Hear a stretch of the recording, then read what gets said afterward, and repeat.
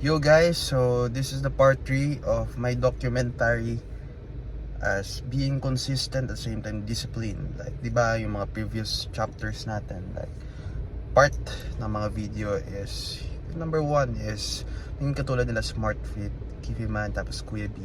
But at the same time, syempre for self-improvement tayo at growth. Tapos pagiging disiplina at consistent sa sarili. Like, syempre documentary to for sabihin natin 3 months. Tapos pag-uusapan natin yung regards sa growth. Katapos natin gawin yung mga bagay na dapat natin gawin dito sa gym. Tapos yun. So let's go. Huwag natin painit-initin. Huwag natin patagalin pa. Let's go na. Yun, so bali nandito na tayo ngayon sa Colossal Fitness Gym. Ito na yung damit ko pang workout. Tapos inuman tayo ng pre-workout. At the same time, mag-legs tayo. Tapos sabay natin ng konti shoulder. Tapos focus tayo sa abs afterwards. So bali yung workout natin sa legs is 5, 2 sa shoulder. Tapos at the same time sa abs 3. So gawin na natin. Inom muna tayo ng pre-workout tapos creatine. So let's go. Yun guys, so ang una nating workout for today is squat tayo. Mga sabihin natin 3 sets, tapos ano tayo, mga ramihan natin yung reps, mga 15, 12, tapos 10, pa-heavy natin, mga overloading tayo. Tapos umiinom ako ngayon ng creatine, tapos ng pre-workout. Tapos simulan natin yung workout natin. Let's go. Bali mag-warm up pala muna tayo, tapos execute na natin yung workout natin. So let's go.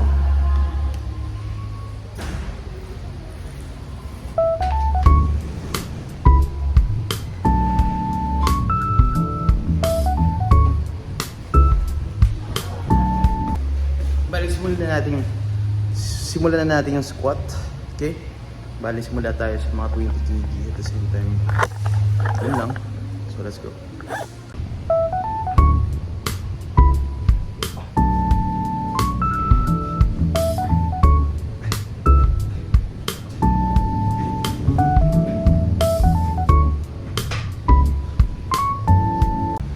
Nabibitin ako sa rest ng legs. So bali sabayan natin ng side lateral raise para sa shoulder natin sa side.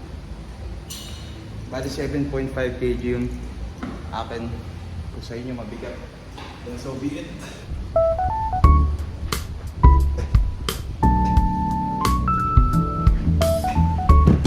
Bali namamali yung form ko, pero buti merong video para ma-check natin. Matama natin pagkakamali natin.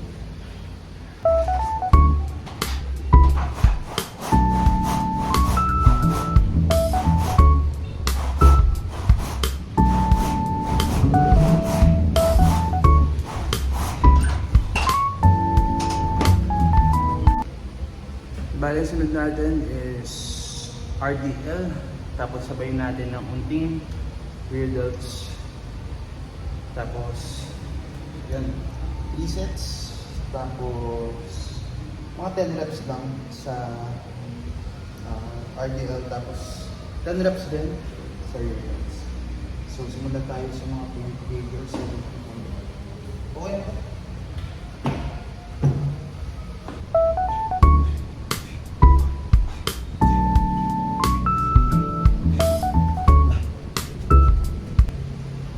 Tapos sabay natin ang rear delts.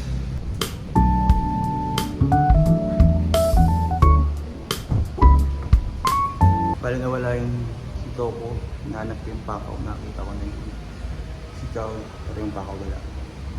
So gawin natin muna natin. Sayang. So ilisten natin tong workout na calf raises. Ito na muna yung last natin kasi nakapagod mag legs, pero don't skip legs. At least na workout natin yung upper, yung sa front, tapos sa lower, tapos yung glutes okay na din kasi nag leg press tayo. At the same time okay na din yung calves natin. Bali yun na muna yung workout natin sa legs kasi nakakapagod. So gawin na natin. Bali 3 sets 3 sets, 20 reps, tapos 3 minutes mo reps.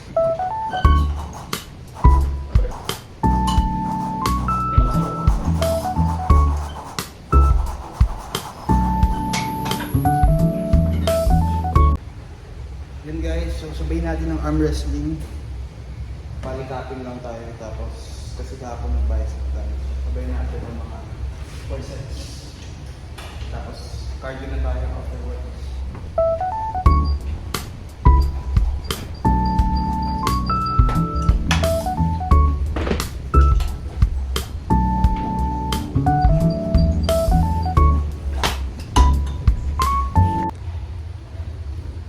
Yun, so natapos tayo sa workout natin. Bali, ang sunod natin is treadmill. Bali, 15 minutes lang tayo dito, papawis lang tapos maligo na tayo. Tapos kain na muna tayo. Tapos ayun lang muna, pag-usapan natin about growth and so on and so forth. So let's go, simulan natin mag-cardio para tapos.